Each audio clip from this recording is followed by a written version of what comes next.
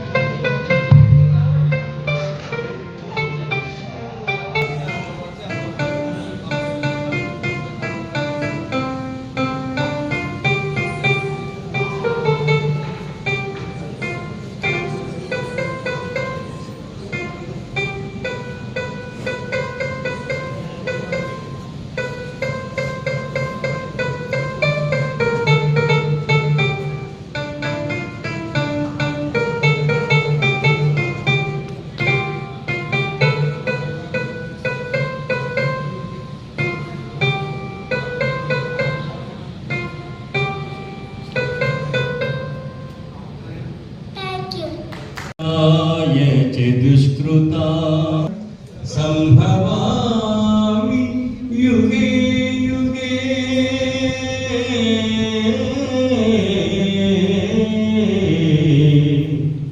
संभवामि युगे युगे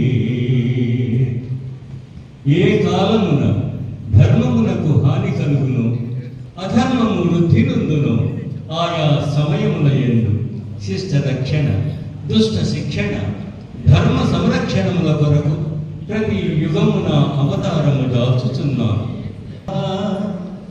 జ్ఞానాగ్నిదగ్ధ కర్మాణం తమాహుః పండితం ఆత్మనం బ్రహ్మవిః బ్రహ్మాగ్నౌ బ్రహ్మణాహుతం బ్రహ్మైవ తేన గం.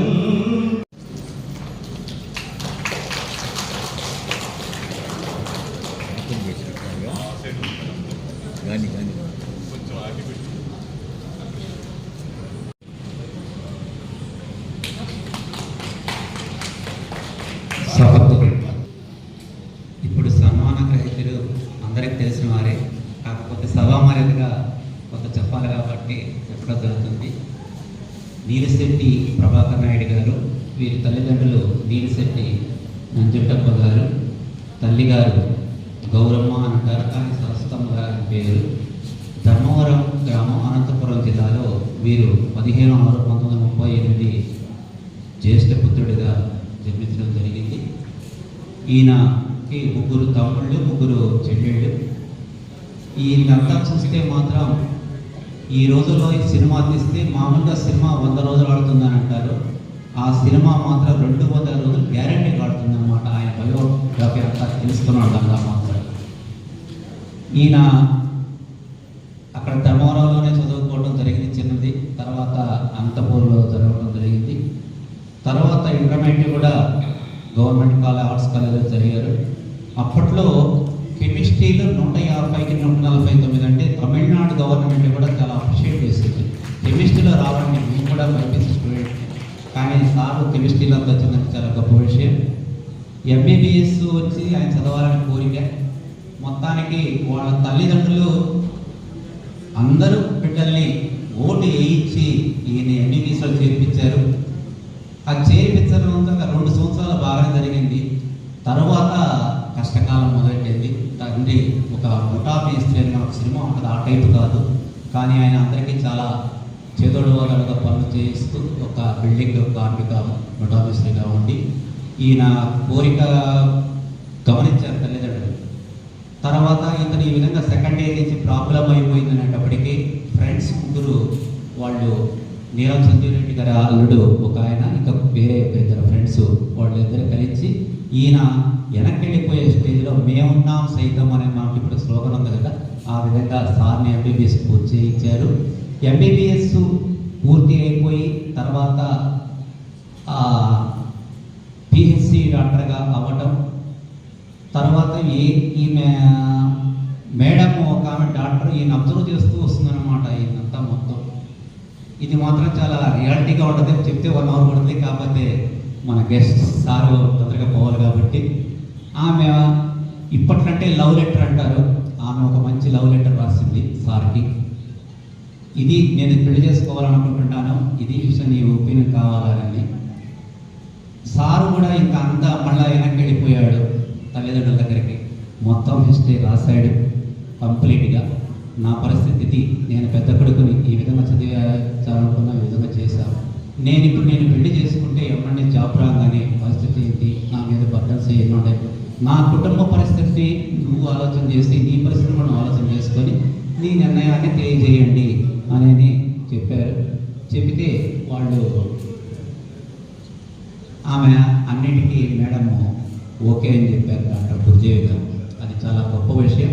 తర్వాత వీళ్ళు ఇక్కడే కాకుండా జాబులు కూడా కాంపిటీషన్ స్టార్ట్ చేశారు వీళ్ళిద్దరు డాక్టర్స్గా, అంతా సక్సీడ్ అయ్యారు. తర్వాత అక్కడ కర్నూలు ఎక్కడి నుంచి చేసుకుంటూ వచ్చి చివరికి మన నెల్లూరుకి రావడం, జిల్లా సూపరింటెండెంట్గా రావడం. తర్వాత వెంకయ్య నాయుడు గారి అప్పుడు ఎమ్మెల్యే ఉదయగిరిగా ఉంటాం, వారి ప్రొఫెసర్ తోటి కావలికి రావటం. కావలి కనకపట్టణం ఏమో కానీ కావలికి మాత్రం ఒక మంచి డాక్టరు, అది కూడా పేదల డాక్టరు బిరుదుతోటి ఆయన కావలికి విచ్చేసి ప్రతి ఒక్కరు నోటెడ్ అయిపోయాడు అనమాట. నేను కూడా హైదరాబాద్ పోయినప్పుడు పెండి వాళ్ళు సోడా తాగారా, బీపీఎస్ ఎట్లా ఉంది, లాస్ట్లో సార్ని అడిగేది పేదల డాక్టర్ ఎట్టున్నాడు అని అడిగేది. నా కొత్తలో తెలిసేది లేదు 80 ఆ ప్రాంతంలో. తర్వాత ఎవరంటే ప్రభాకర్ నాయుడు గారు ఉన్నారంటే ఆయన పెద్దపల్లి బస్ స్టాండ్ ఆ ప్రాంతంలో ప్రజలు పెట్టున్నారన్నారు. కానీ మనం మానవ జన్మ ఎత్తుకున్న తర్వాత ఒక రకంగా అలెగ్జాండర్ రాజు అన్నీ జయించాడు, కానీ నేనేం తీసుకుపోలేదు అనే తృప్తితోటి అందరికీ తెలియజేయాలని హ్యాండ్స్ పై పెట్టమన్నాడు. ఈ డాక్టర్ గారి ప్రభావం ఏంటంటే ఆయనకి 2 ఎకరాలు ఉంటే ఆయన దగ్గర పనిచేసిన వాళ్ళందరికీ కొన్ని అంత ఇళ్ల స్థలాలుగా వాళ్ళకి ఇచ్చాడు అనమాట. తనకంటూ ఏమీ లేదు. నిజంగా సారు పేదల డాక్టరే, పేదవాడే, నేటికి సొంత ఇంటి లేని అందరిలో పేరు ప్రఖ్యాతలు గాంచి 1,00,000 ఆపరేషన్లు చేసిన రికార్డు డాక్టర్గా అయినటువంటి మన ప్రభాకర్ నాయుడు గారు నేటికి పేదవాడే. అందుకు ఎందుకు వచ్చిందో కానీ పేదవాడు డాక్టర్ అని పేదవాడే. ఎన్ని అవార్డ్స్ ప్రతిదీ సంవత్సరం వస్తాయి, అవన్నీ చెప్పుకోకపోతే సమయం లేదు కాబట్టి సార్ ఎందుకంటే మేము చెప్పలేము, ఇంకా చాలా ఉన్నాయి. దానికి నాకు ఈ మీ బయోడేటా సేకరించాలంటే నాకు మాత్రం చాలా క్రిటికల్ అనిపించింది. కానీ ఒక రకంగా పోరాటం అనిపించింది. మీరు ఇంత జీవితంలో పోరాటం చేసినప్పుడు అంటే మీ శిష్యులైనటువంటి మోలారెడ్డి డాక్టర్ గారిని, భాషాబాయి గారిని కొద్ది కుస్తీ పట్టి కొన్ని ఏదో ఎగ్జామ్ పాస్ కావాలంటే ఏదో ఒకటి పట్టాలి కాబట్టి వాళ్ళ దగ్గర కొంత డేటా సేకరించి చేశాం సార్. ఇంకా చాలా ఉంది, సమయం లేనందువల్ల చెప్పలేకపోతున్నా.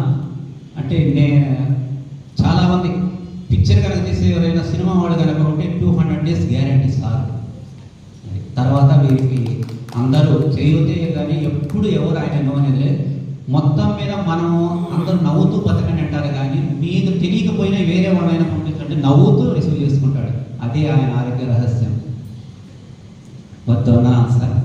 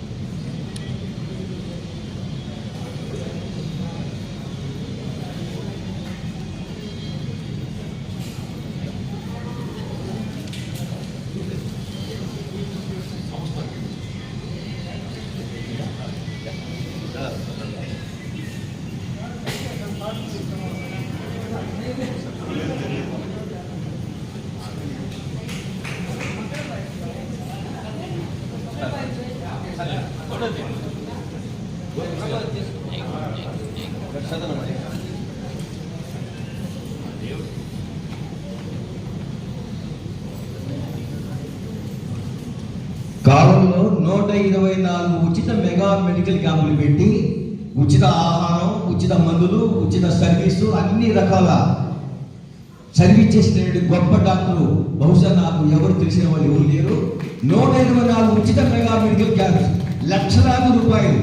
కారణం ఏంటంటే పేద బడుగు బలహీన వర్గాల ప్రజలు దూర ప్రాంతాలకు పోలేరు, ఈ కార్పొరేట్ వైద్యం అందుకోలేరు. కాబట్టి వారికి ఈ కార్పొరేట్ వైద్యం వారి దగ్గర తీసుకెళ్ళాలి అనేటటువంటి ఒక తపనతో, ఒక ప్రేమాభిమానంతో, కావలి మీద ప్రేమ, అభిమానం, గౌరవం, ఆత్మీయత, అనురాగం, అనుబంధంతో ఆ క్యాంపులు నిర్వహించి ఎంతో మంది జీవితాల్లో వెలుగులు నింపినటువంటి గొప్ప వ్యక్తి డాక్టర్ ప్రభాకర్ నాయుడు గారికి పాదాభివందనలు చేస్తూ నేను నిలబెడుతున్నాను.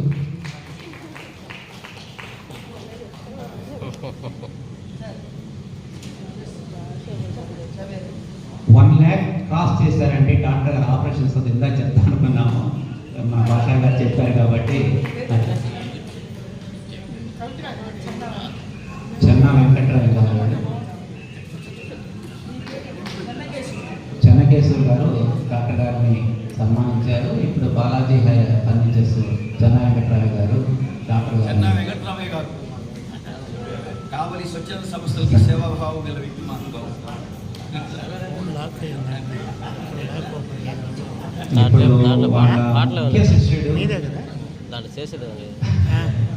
మన మూలారి డాక్టర్ గారు.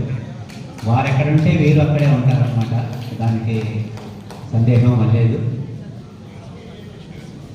డాక్టర్ అక్బర్ షా గారు, వీళ్ళకి కూడా ఒక మంచి టౌన్లో మంచి పేరు వస్తూ వీళ్ళ ల్యాబ్స్ వాళ్ళు కూడా ఇప్పుడు వారు కూడా డాక్టర్ గారిని సన్మానిస్తున్నారు.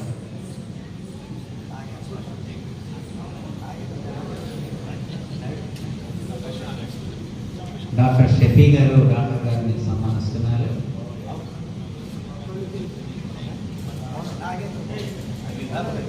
నాగేంద్ర బాబు గారు డాక్టర్ గారిని సన్మానిస్తున్నారు.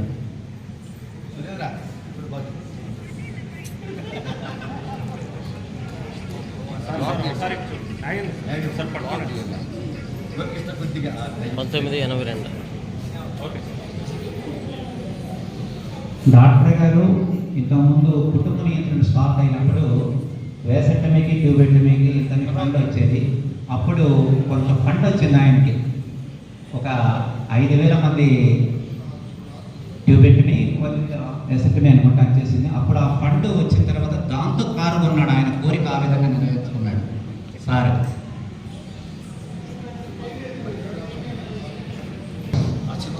హరి ఓం గణానాథం హమేకవిం కవీన ఉపమస్త్రవస్తవం జ్యేష్ఠరాజం బ్రహ్మణా శ్రీ మహాగణాధిపతి నమో నమః. వక్రతుండ మహాకాయ కోటి సూర్య సమప్రభ నిర్విఘ్నం కురు మే దేవ సర్వకాలే సర్వదా ఈశానాం సర్వభూతానాం మహాగణాధిపతి నమో నమః. అసజమానస్య డాక్టర్ ప్రభాకర్ నామధేయస్య సకుటుంబస్య క్షేమస్థైర్య విజయాభయ ఆయురారోగ్య సిద్ధిరస్తు. సిద్ధిరస్తు. అమ్మా నిత్య కళ్యాణి కేరవాణి కృపాకరి పరంజ్యోతి నిపుణి పావహాని రాజరాజేశ్వరి తల్లి కడవల శాంభవి అనుగ్రహ ప్రాప్త సిద్ధిరస్తు. సంపూర్ణ ఆయురారోగ్య ప్రాప్త సిద్ధిరస్తు. సర్వశుభగ్ర అనుకూలత ప్రాప్త సిద్ధిరస్తు. తదాస్తు తదాస్తు. ఇఖలాండ బ్రహ్మాండ నాయక సాయినాథ్ మహారాజ్ అనుగ్రహ ప్రాప్త సిద్ధిరస్తు. కళ్యాణ చక్రవర్తి అనుగ్రహ ప్రాప్త సిద్ధిరస్తు.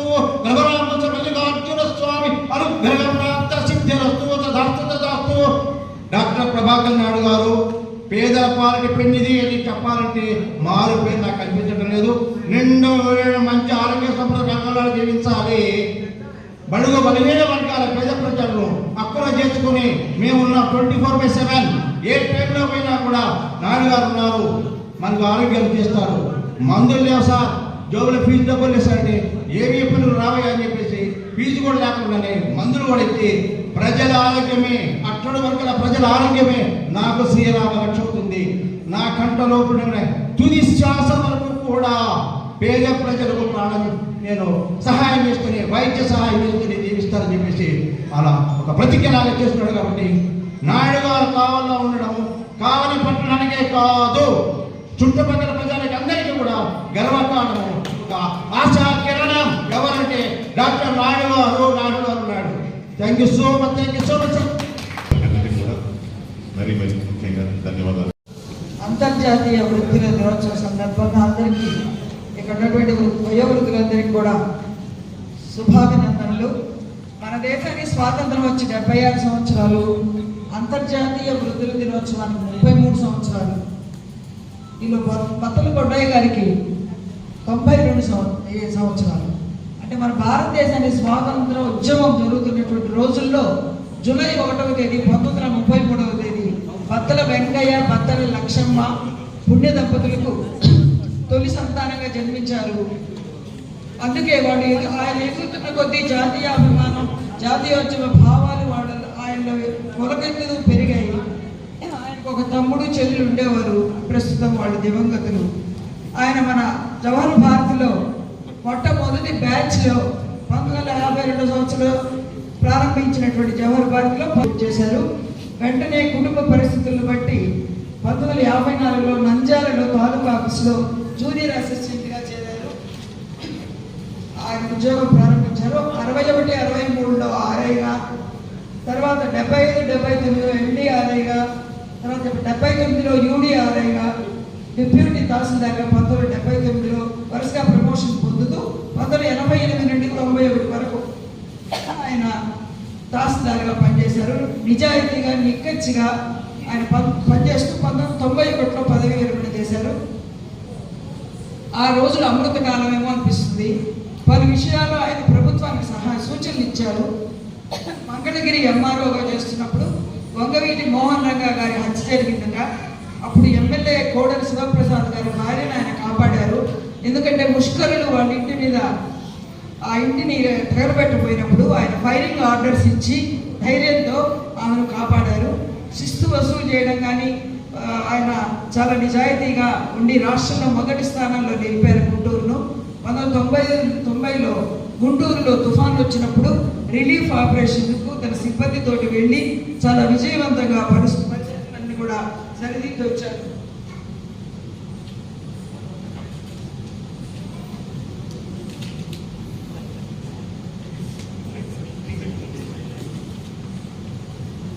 మనీ ఆర్డర్ ఫారాలను ఉచితంగా ఇచ్చే బదులు కొంత ధర నిర్ణయిస్తే బాగుంటుందని ప్రభుత్వానికి తెలియజేశారు. ఎన్వలప్ కవర్ యొక్క రూపురేఖలు కూడా మార్చి నెలలో సూచన చేశారు.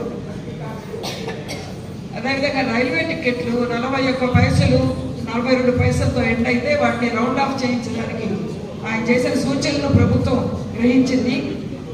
తాలూకా ఆఫీస్లో ఊరి చివరిని ఉండేది. వాటిని కొంచెం కేంద్రం మండల కేంద్రంలోకి రప్పించడంలో ఆయన కృషి విజయం చాలా చెప్పుకోదగింది. ఇక ఆయనకు సంతానం లేకపోయినా ఎందరో పేద విద్యార్థులను ఈనాటికి కూడా చదివిస్తున్నారు. ప్రస్తుతం వాళ్ళంతా సాఫ్ట్వేర్ ఇంజనీర్లు, ఫార్మసిస్టులు, లెక్చరర్స్గా ఎంటెక్ చదువుతూ పాలిటెక్నికల్ చేస్తూ ఉన్నారు. కాబట్టి ఆయన అన్నిటికంటే ముఖ్యంగా నదుల అనుసంధానం గురించి 1921వ సంవత్సరంలో ప్రధానమంత్రి మోడీ గారికి సూచనలు చేశారు. ఆ సూచనలు చేసిన సందర్భంగా ప్రధానమంత్రి గారు ఆయన సత్కారం చేయడానికి ఢిల్లీ పిలిపిస్తే ఆయన దానికి వెళ్ళడానికి తన వయోభారం వల్ల వెళ్ళలేకపోయారు. ఇది ఆయనకి ఈరోజు మనం చేసిన సత్కారాల్లోకెల్లా సత్కారం అని చెప్పొచ్చు. ఇదందరికీ కూడా మన కావలికే గర్వకారణంగా పేర్కొంటున్నాం. Thank you madam. Thank you sir. అందరికీ మిగిలిన ఈ సన్మానం చేసిన వారందరికీ కూడా ప్రత్యేకంగా ధన్యవాదాలు తెలుపుతున్నాను. తదుపరి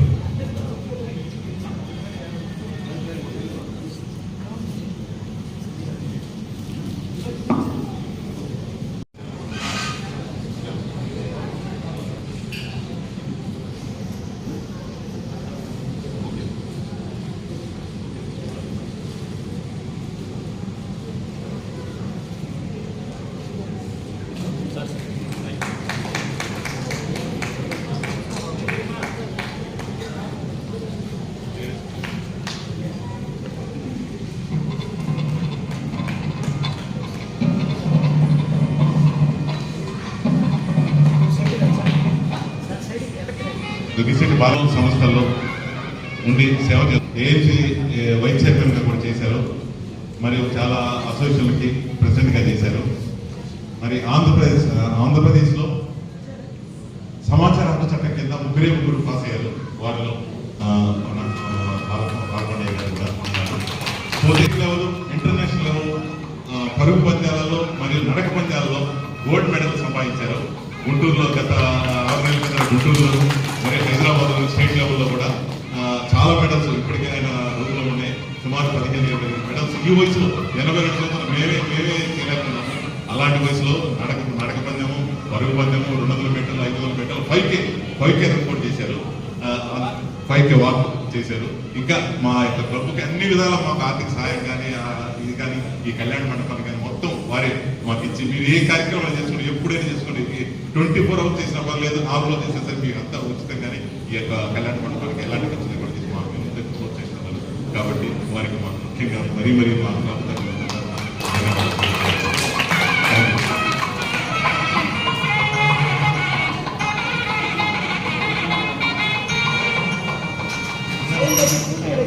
అంటే వయసుతో సంబంధం లేదండి, మన మనసుతో సంబంధం. మనసు హుషారుగా ఉంటే వయసు ఏం చేయదు. ఇప్పుడు నేను ముందు జనంలోనే స్పోర్ట్స్లో పోయాను. ఆ స్టేడియంలో పోతే అసలు మన వయసే మర్చిపోయాం. ఆ విధంగా ఉంటుంది అన్నమాట. మన వయసు మనం వయసుని మనం లెక్కేసుకోకుండా ప్రతి వాళ్ళు కూడా మన దినచర్యతో ఎవరికైనా ఒకరు మనం సహాయం చేయాలనుకునే మనస్తత్వం ఉంటే వాళ్ళకి ఆయుష్ పెరుగుతుంది, ఆరోగ్యం పెరుగుతుంది. ప్రతి వాళ్ళు కూడా మనం ఎన్నేళ్ళు బతికామని కాదు ముఖ్యం. నా దృష్టిలో మనం ఎంతమందికి మేలు చేసాము, మనం సమాజానికి ఎంత ఉపయోగపడ్డాము, సమాజానికి ఎంత ఉపయోగపడితే అందరూ సంతోషంగా ఉంటే మనం సంతోషంగా ఉంటాం. అందరూ ఏడుస్తుంటే మనకు కూడా తెలియకుండా ఏడుపు వస్తుంది. ఆ విధంగా మనం అందరూ సంతోషంగా ఉండే ప్రయత్నం చేయాలి. మనం ముఖ్యంగా మనం సంతోషంగా ఉండాలి. మనం వయసు నిమిత్తం లేకుండా ప్రతి వాళ్ళు కూడా ఈ సీనియర్ సిటిజన్స్ కూడా వచ్చి మన క్లబ్లో చేరి ఇక్కడ ఇంకా డెవలప్ చేసుకోవాల్సింది. మన ఆర్డీఓ గారు అసలు ఆయన కానీ టైం ఉంటే చాలా కార్యక్రమం ఉంది. ఆ కార్యక్రమం వారు మిగతా పనులు ఉన్నందువల్ల మనం తొందరగా ముగించాల్సి వచ్చింది. వారి కోరిక మేరకే నలుగురిని ఇక్కడ సీనియర్ సిటిజన్స్ ఏర్పాటు చేసి నలుగురికి సన్మానం చేసి వారి కోరిక మేరకే మేము ఇంతవరకు మొత్తం చేసాము. అయినా కూడా ఇంకా కంటిన్యూ చేస్తాము. సభ మాత్రం ఇప్పుడు నిలిపేది లేదు, ఇంకా కంటిన్యూ చేస్తాము. సభ ఎంతో జనరంజకంగా చేయాలనే ఉద్దేశంతో మేము చేశాము. ఆర్డీఓ గారు ఎన్ని పనులు ఉన్నా కూడా ఆయన ఇక్కడికి వచ్చి మనకి ఈ కార్యక్రమాన్ని జయప్రదం చేసేందుకు ఆయనకు ప్రత్యేకంగా ధన్యవాదాలు తెలుసుకుంటున్నాను. డాక్టర్ గారి సంగతిగా చెప్పగల డాక్టర్ గారి సంగతి మనం చెప్పగల డాక్టర్ అంటే వాళ్ళు ఎంతో విలువ వాళ్ళ టైం, అటు టైం కూడా వెచ్చించే డాక్టర్ గారు ఇక్కడికి వచ్చి మా సన్మానాన్ని సత్కరించి మా ఎల్ఎస్ క్లబ్ దీవించారు.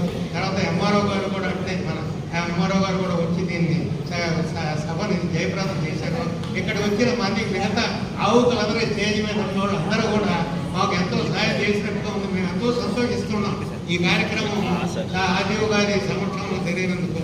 కాబట్టి వారు కూడా ఇంతే కాకుండా మళ్ళీ వారిని అసలు ఫోన్ చేయకుండా పంపించకూడదు అనుకున్నాం. మేము నిన్న తీర్మానం కూడా చేసుకున్నాం. అయినా కూడా వారు టైం లేనట్టున్నారు. గవర్నమెంట్ ఒత్తిళ్ళు అవైతే ఉన్నాయి. మళ్ళీ ఇంకోసారి కూడా మమ్మల్ని మా సంస్థని మీరు మనసులో పెట్టుకొని దీన్ని కొంచెం డెవలప్ చేస్తే సమాజానికి మేము ఎంతో ఉపయోగపడతాం, మీ ద్వారా కూడా ఉపయోగపడతామని చెప్పి మేము కోరుకుంటూ ఇక్కడికి వచ్చిన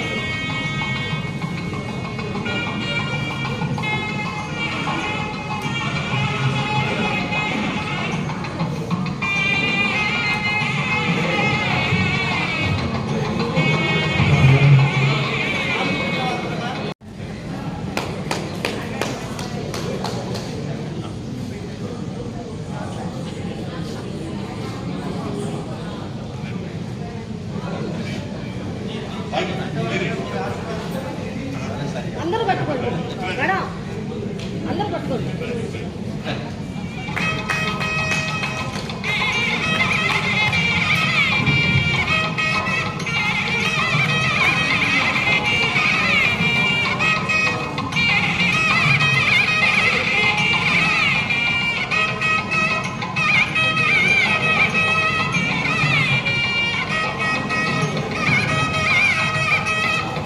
థ్యాంక్ యూ సార్. సమయాభావం లేనందువల్ల తొందరగా ముగించవలసింది. దయచేసి వారి గురించి కూడా చాలా మంది బయట కూడా చాలా బాగా మనం పోయినా కూడా రెస్పాన్స్ అంటే మా గౌరవించి మా పెద్దలకి వాళ్ళు ఎందుకంటే ఈ మధ్య రీసెంట్గా చూసాం వాళ్ళు చాలా మంది లోపల మీటింగ్లో ఉన్నా కూడా మా కార్డు పంపించారు. ముందు మమ్మల్ని లోపలికి ఇచ్చిన తర్వాత మేము చేయగలం సార్ వాళ్ళతో మాట్లాడంటే లేదు మీరు పెద్దవాళ్ళు, మీరు వయసులో మీరందరూ మీతో మాట్లాడి వాళ్ళు పంపిస్తారు పర్లేదు. వెరీ థ్యాంక్స్ సార్ నా విషయంలో మమ్మల్ని గౌరవించినందుకు.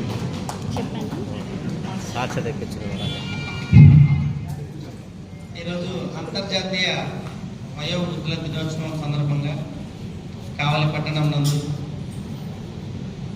ఎల్డర్స్ క్లబ్ కావలి వారి ఆధ్వర్యంలో ఈ కార్యక్రమం జరుపుకోవడం చాలా సంతోషం. ఇక్కడ వయోవృద్ధులు అనేది ఒక మాట కానీ, వాస్తవంగా ఈ వృద్ధాప్యం అనేది జీవితంలో ఒక భాగం కానీ ఇది ఒక శాపంలాగా ఎవరు అనుకోకూడదు. వాస్తవంగా మనకు సీనియర్ సిటిజన్స్ మన ఇంటి దగ్గర ఉంటే అది మనకు ఎంతో ధైర్యము. ముఖ్యంగా వాళ్ళంతా కూడా అనుభవజ్ఞుల నిధిలాగా అనమాట మనకు ఇంటి దగ్గర ఉంటే మన దగ్గర. ఎందుకంటే వాళ్ళు ఎన్నో అనుభవాలు చూస్తుంటారు, ఎన్నో ఎక్స్పీరియన్స్ చూస్తుంటారు.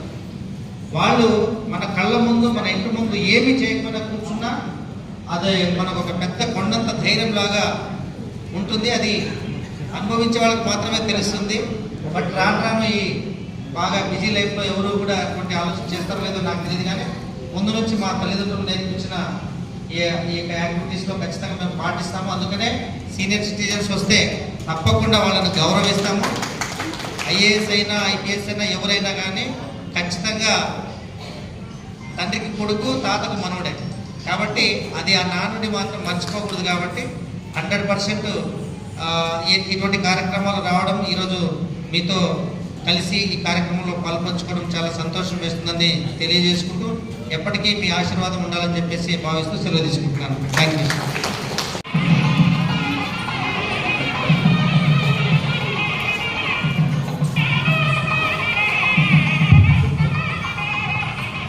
హలో, ఈ లిఖిత అనే పాప కావలి నివాసి, కావలిలో ఎన్నో సామాజిక సేవా కార్యక్రమాలు చేస్తూ అందరి మన్ననలు పొందినట్టు మరి సంయుక్త సేవా సంస్థ వ్యవస్థాపక అధ్యక్షులు